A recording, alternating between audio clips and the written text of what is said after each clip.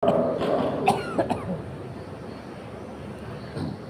Ibu jamaah sholat subuh yang dimuliakan Allah, para asatidz, para orang tua kita, para sepuh yang kita muliakan, kaum muslimin dan muslimat rahimahumullah. Alhamdulillah, syukurillah ala ni'matillah. Kembali pagi ini kita berjumpa dalam kajian masih membahas tentang beberapa sifat tercela, yang mana sifat-sifat ini adalah penyakit hati, penyakit batin, penyakit yang tidak bisa dibawa ke dokter rumah sakit. Obatnya tentunya harus kembali kepada mendalami agama. Nah, di antara penyakit-penyakit hati itu kita membahas masih dalam al-istikbar, yang dibagi kepada tiga: al-istikbar 'ala Allah, wal istikbar 'ala Rasul, dan al-istikbar 'ala sa'iril khuluq atau 'ala sa'iril makhluqat. Sebelum kita lanjutkan kembali bahasan ini, terlebih dahulu seperti biasa marilah kita menghadiahkan bacaan surat Al-Fatihah yang pahalanya limusannif fi hadzal kitab. Juga kita hadiahkan kepada guru-guru kita, orang tua kita yang telah berjasa. Termasuk juga mudah-mudahan dengannya kita mendapatkan ilmu yang bermanfaat darinya. Ala hadhihi wa ala kulli niyatin shalihah ila hadratin Nabi Mustafa Rasulullah sallallahu alaihi wa alihi wasallam al-Fatihah. Bismillahirrahmanirrahim. Alhamdulillahirabbil alamin arrahmanir rahim maliki yaumiddin. Iyyaka na'budu wa iyyaka nasta'in. Shiratal mustaqim shiratal ladzina an'amta 'alaihim ghairil maghdubi 'alaihim waladdallin.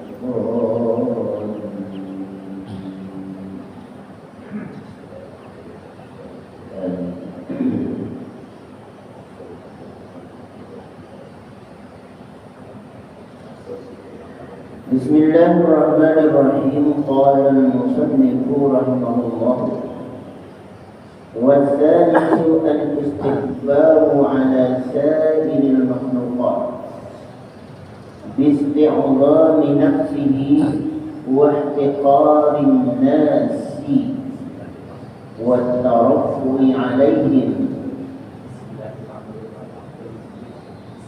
والاتباع على الانقياد لهم ولو كانوا على الحق. Bagian ketiga, sombong itu dilakukannya kepada segala ciptaan Allah. Nah, ini lebih umum lagi. Tentu tingkatannya di bawah yang sebelumnya. Ada orang yang sombong kepada Tuhan, ini luar biasa. Ada pula kesombongannya itu dialamatkannya kepada para rasul.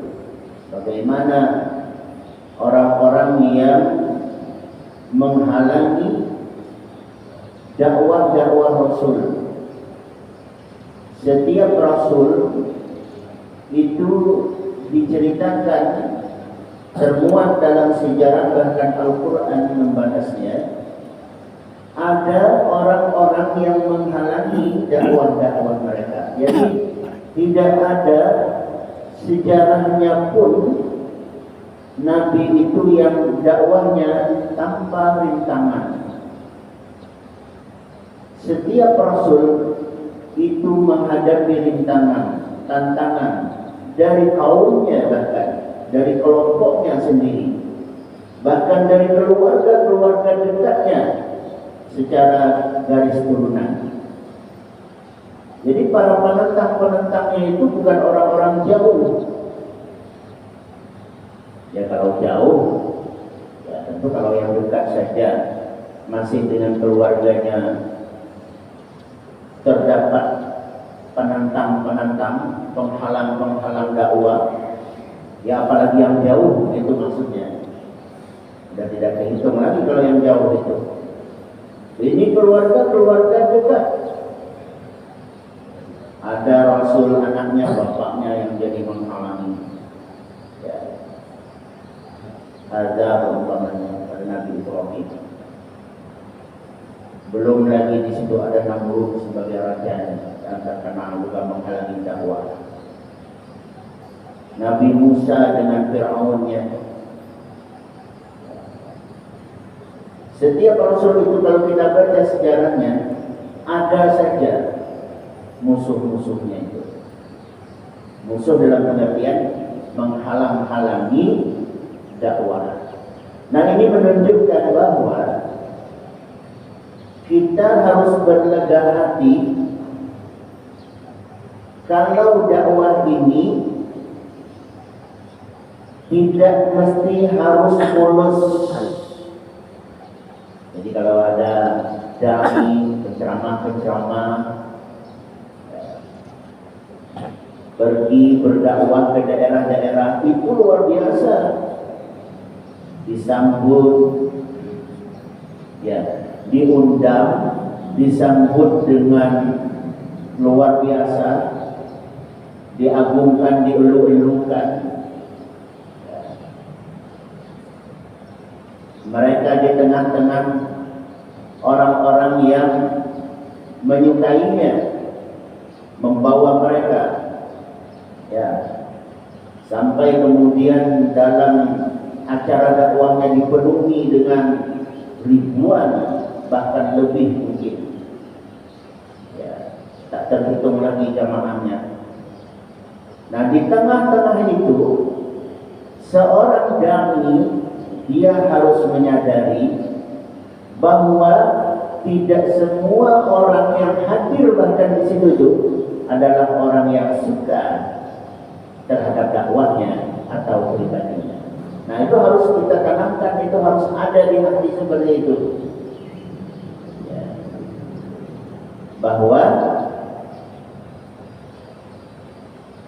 setiap kebaikan yang kita lakukan pasti harus ada kita sisakan ada orang yang tidak menyukai kebaikan yang kita lakukan tersebut. Jadi kalau orang berbuat baik saja masih dinilai oleh orang lain ada sisi-sisi tidak baiknya, ya apalagi kalau perbuatan itu memang bertentangan dengan agama. Ya. Cuma kadang ini bukan kadang, hukum alamnya bahasa kita ya. Ini kalau dalam bahasa ini adalah sebuah sunnatullah. Hidup ini dua sisi yang berbeda. Bila hitam kita berada di dalam kelompok itu, maka yang tidak menyukai pastilah kelompok putih. Itu sunnatullah namanya, hukum alam. Jadi kalau berada di kelompok hitam, para preman, para penjahat, orang-orang yang tidak mengenal agama, perbuatan sehari-harinya melakukan maksiat, tentu orang-orang tidak menyukai perbuatan kayak gini. Katakanlah ke kelompok putih, pasti tidak menyukainya. Tapi dia mendapat dukungan itu dari kelompok sesama hitam ini pula. Nah, bahkan dia bisa diangkat sebagai pimpinan, tergantung kepada bagaimana kemampuan dia berada dalam lingkungan tersebut. Ada begitu. Pasti dia disukai banyak orang juga di situ. Tapi siapa yang menyukainya? Ya kelompoknya. Nah begitulah pula kita yang berada katakanlah di kelompok putih ini, pasti di situ ada orang-orang yang tidak suka. Ya. Jadi ridwan nas ghayatun la tudrak. Kalau kita mengharap semua orang pada suka kepada kita ini, ghayatun la tudrak, adalah angan-angan yang tak mungkin tercapai. Ghayat, akhir atau puncak dari keinginan itu la tudrak, tidak mungkin kalian mendapatkan. Jadi kalau berharap semua orang senang kepada kita, nah, jadi harus ada disisakan. Jadi biar kita itu tidak kecewa. Jadi kalau kita menghadiri suatu pengajian, menghadiri suatu acara, sepertinya orang meluluhkan kita semua begitu. Nah, inilah pentingnya menjaga hati di situ. Karena kalau kita merasa semua orang menyanjung kita, nah ini bisa terjebak kepada al-istighfar itu. Jadi kalau orang mengeluh-elukan, orang menyukai, orang menyanjung-nyanjung, nah kami dalam kajian tauhid kita ada namanya pujian makhluk sesama makhluk itu adalah kembalinya kepada Tuhan, kepada Allah. Pujian Tuhan kepada Tuhan, Tuhan kepada makhluknya, makhluk kepada Tuhannya, makhluk sesama makhluknya, kan begitu? Semuanya kembali kepada pujian itu kepada Allah Subhanahu wa taala. Nah, harus kembali ke situ. Kalau tidak, bakal muncul kekecewaan. Dikira orang senang semua kalau ya. Jadi harus ada menyisakan bahwa setiap dakwah kita yang diikuti orang, yang disenangi orang, yang dielulukan orang, ada orang-orang pembenci-pembenci. Entah sisi apa dia membenci, apakah karena ketidaktahuannya, apakah karena pribadinya, apakah karena yang lain-lainnya, itu tinggal didalami saja. Yang pasti jangan berharap orang senang semuanya. Ridwan nas ghayatun la tudrak. Jangankan kita orang yang biasa-biasa saja ini, Rasul, bagaimana lagi kalau sudah bicara Rasul itu, Rasul, orang-orang pilihan, utusan Allah, utusan pilihan, orang-orang spesial yang diutus ke muka bumi ini, lahir mereka sebagai manusia. Mereka adalah manusia, tapi bukan seperti manusia. Kan begitu. Maksudnya apa itu? Ya. Basyarun la kal basyar. Manusia. Mereka itu manusia. Rasul itu manusia. Tapi la kal basyar. Mereka tidak seperti manusia pada umumnya. Kan artinya apa? Manusia spesial. Mereka adalah manusia. Kenapa? Ya, punya nafsu untuk bisa istirahat, tidur,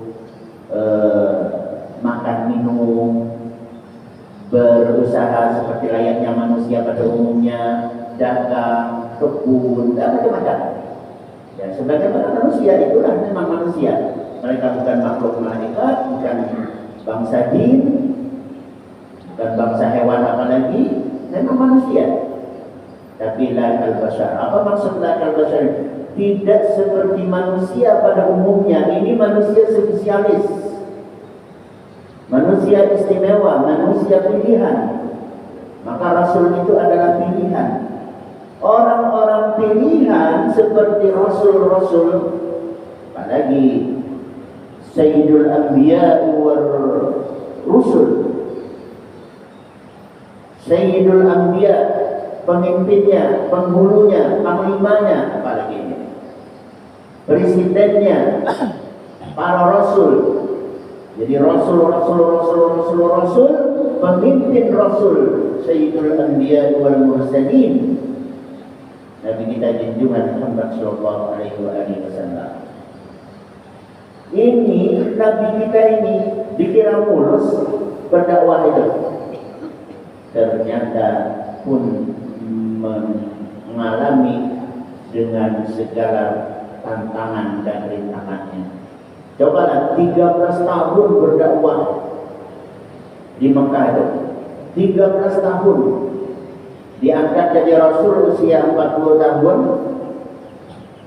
sampai umur 53 tahun, kan itu 13 tahun berdakwah, menyiarkan Islam, mendakwahkan tauhid di Mekah itu. Bagaimana perkembangan Islam? Tidak berkembang secara pesat. Istilah bahasa orang sekarang itu di luar ekspektasi.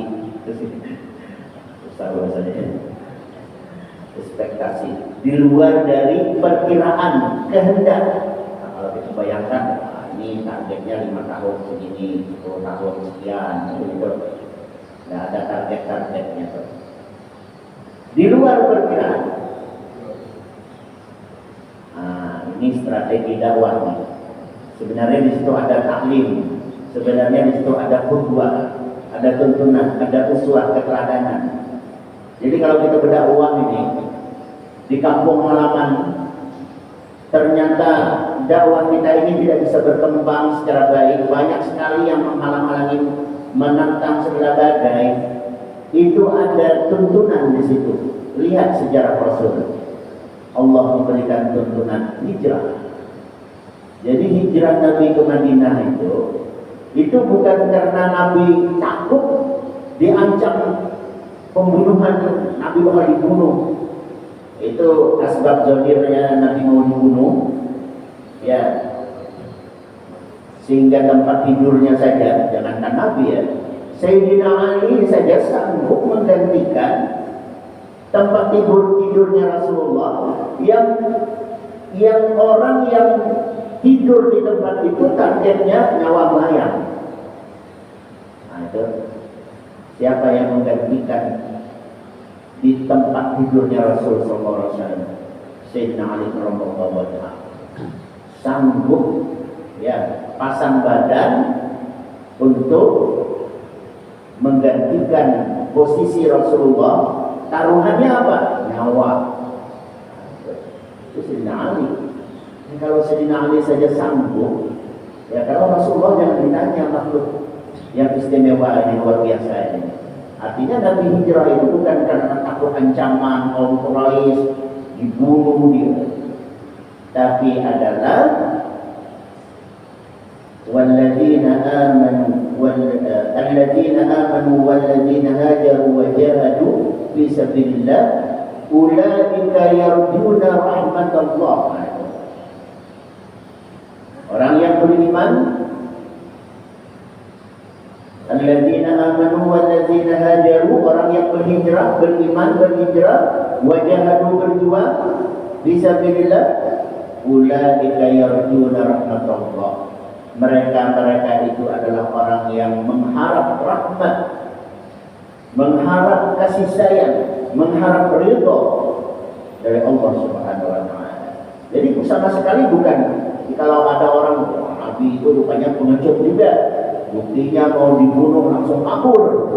Nah, ini orientalis ini punya bicara seperti ini. Jadi Nabi bukan takut ancaman pembunuhan itu. Nah, itulah dalam dakwah. Jadi Nabi saja diancam sampai mau dibunuh oleh kelompoknya, sukunya sendiri. Jadi kalau ibarat orang Banjar, ya orang Banjar itu orang yang membunuh. Ya kalau kita orang Banjar dimusuhi oleh suku Jawa, Bugis, Melayu, Minang, ya masih ada orang bilang, oh ya pantas saja beda sukunya orang. Makanya terjadi rusuh. Ini sesama Banjar rusuh, ketawaan orang. Ya, ini suku Quraisy, sesama Quraisy, dalam-dalamnya itu Quraisy.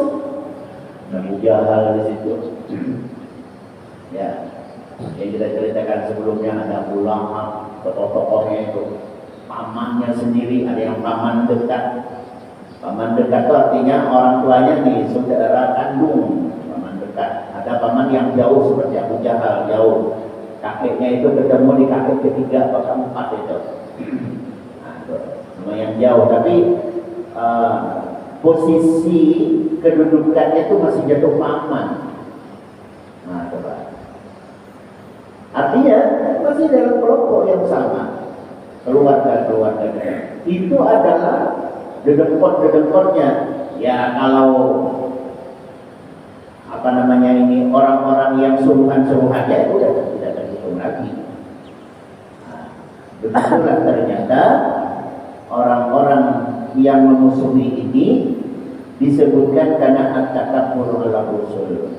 Jadi bukan karena mereka tidak tahu dakwah Rasul, sudah sangat banyak bukti bahwa ini adalah benar-benar seorang Rasul. Buktinya sangat banyak yang luar biasa yang terjadi melalui mukjizat-mukjizat yang Allah tampilkan kepada Rasul itu, diperlihatkan kepada kaumnya. Tapi mereka, ya memang kalau bicara iman itu, ya afaman syarahallahu sadrahu lil Islam wa huwa ala nurin min rabbih. Siapa orang syarahallahu sadrahu, yang Allah buka pintu hatinya itu sadrahu lil Islam, menerima Islam ini, wa huwa ala nurin, maka sesungguhnya dia adalah oleh Allah telah diberi hidayah, cahaya, nur min rabbih, dari Tuhannya. Nah, ini. Jadi kalau tidak ada hidayah, biar kata kita ceritakan minggu lalu itu, biar kata orang dekat, paman sekalipun, bagaimana Abu Lahab, bagaimana Abu Thalib, itu paman kontak, tidak diberi hidayah. Ya, kita mau apa lagi ya? Innaka la tahdi man ahbabta walakinna Allah yahdi man yasha. Itu asbabun nuzulnya, sebab turunnya ini ayat. Salah satunya yang ini nih, paman Rasul, bapaknya Sayyidina Ali karramallahu wajhah. Yang Sayyidina Ali ini adalah sepupu Rasulullah, menikah dengan anak Rasulullah, Fatimah Zahra. Berarti Sayyidina Ali dengan Rasulullah ini saudara sepupu plus apa namanya itu, menantu. Berarti Rasulullah dengan Abu Thalib ini adalah paman kontan, tapi juga plus besan kan namanya tuh. Anak sama anak nih kita kawinkan nih. Ini orang tuanya apa nenek besannya Jawa besannya. Kalau Banjar apa nenek Paje. Kalau Jawa besan. Banjar apa ya?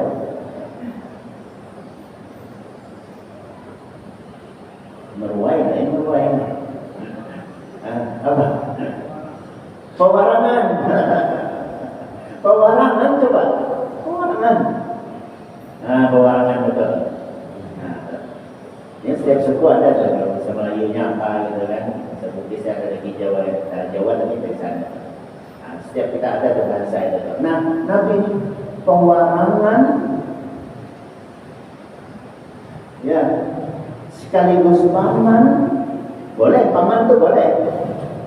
Paman jadi pewarangan boleh. Ya, tidak boleh itu tuh. Saudara kandung jadi pewarangan, nah ini tidak boleh.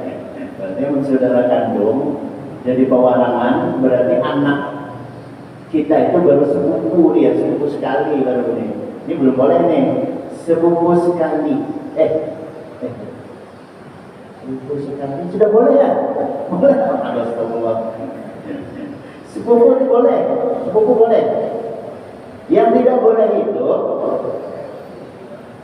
menikahi keponakan kontan. Nah, ini yang tidak boleh. Kalau keponakan sepupu boleh, sepupu aja boleh. Ya Allah, boleh. Jadi saudara kandung itu bisa jadi pewarangan. Itu terdekat sekali itu. Kita kembali lagi kepada kajian fikih munafahat ya. Kalau kita buka itu, anak kita anak kita nih, orang ini kita orang tuanya nih, kita ini saudara kandung nih. Si A ini anaknya perempuan, si B ya. Nah, si A si A anaknya laki-laki, si B anaknya perempuan. Ya, nah, berarti anak si A dengan anak si B ini sepupu sekali di masa kita nih, sepupu, saudara sepupu dia. Nah, saudara sepupu ini sudah tidak lagi disebut sebagai apa namanya itu, orang yang sudah boleh nikah, mahram, nah itu selalunya muhrim, namanya mahram.